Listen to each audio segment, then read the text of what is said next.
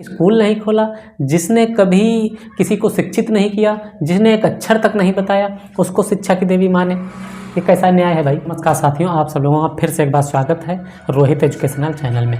तो आज हम इस वीडियो में समझेंगे कि हमारे देश में सबसे पहले लड़कियों के लिए कौन सी महिला ने स्कूल खोला और उस मनुस्मृति को लात मारते हुए लड़कियों को पढ़ाया, लड़कियों को शिक्षित किया। महिलाओं के ताने सुनते हुए जो मनुस्मृति को मानती थी, गोबर मार खाते हुए हार नहीं मानी और लेकिन लड़कियों को, औरतों को, महिलाओं को पढ़ाने का काम किया। हम बात कर रहे हैं माता सावित्रीबाई फुले की।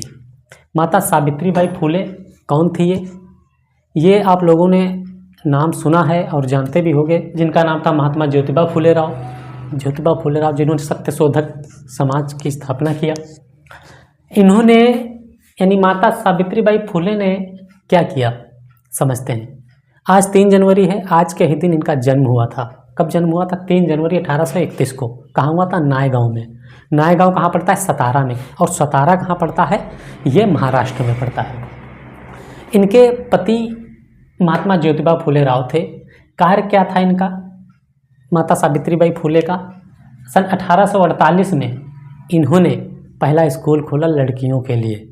आप लोग सोच रहे हो लड़कियों के लिए, और इनको शिक्षा की देवी भी माना जाता है। शिक्षा की देवी, शिक्षा की देवी।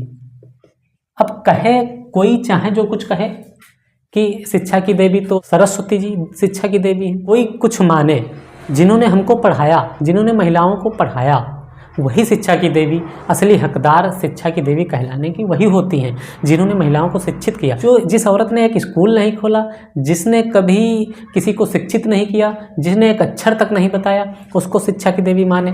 तार्किक बात कीजिए, जनवरी 1831 में हुआ था, हमने बताया। ये पढ़ाया जाया करती थी। सबसे पहले इन्होंने स्कूल खोला सन 1848 में। कहाँ खोला? भीड़ेवाड़ा, पुणे महाराष्ट्र में पड़ता है। गाँव था भीड़ेवाड़ा, जो पुणे में पड़ता है। पुणे कहाँ पड़ता है? महाराष्ट्र में। इन्होंने स्कूल खोला, पढ़ाने जाया करती थी।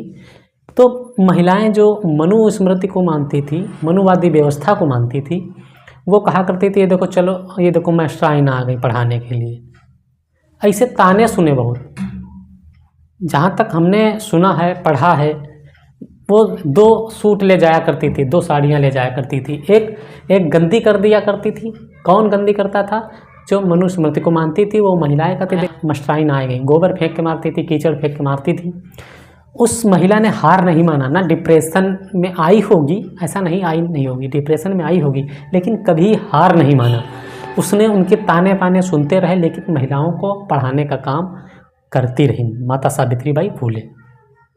अब ये बात मनुवादी व्यवस्था के लोगों को खलती थी, मानने वालों को, लेकिन उनको रोक नहीं पाए। उन्होंने स्कूल खोला पहला 1848 में। कहाँ? भीड़ेवाड़ा। इसके बाद में स्कूल खोलती रही, पढ़ाती रही धीरे धीरे। प्लेग एक बीमारी होती है, प्लेग बीमारी।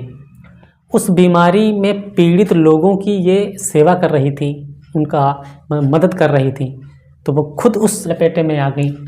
किस बीमारी से ग्रसित हो गई? प्लेग की बीमारी से ग्रसित हो गई।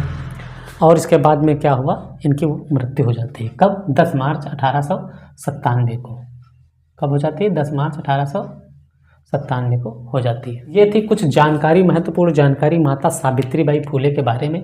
आप ये गलतफहमी निकाल दीजिए कि हमारी शिक्षा की देवी सरस्वती हैं। शिक्षा की देवी सरस्वती नहीं, शिक्षा की देवी माता सावित्रीबाई फुले हैं, जिन्होंने हम सभी को, हमारी महिलाओं को, जो महिलाएँ हैं, हमारी माँ, दादी, बुआ, जो भी पढ़ती रही होंगी पहले के समय से, उनको पढ़ाने का काम सबसे पहले इन्होंने किया।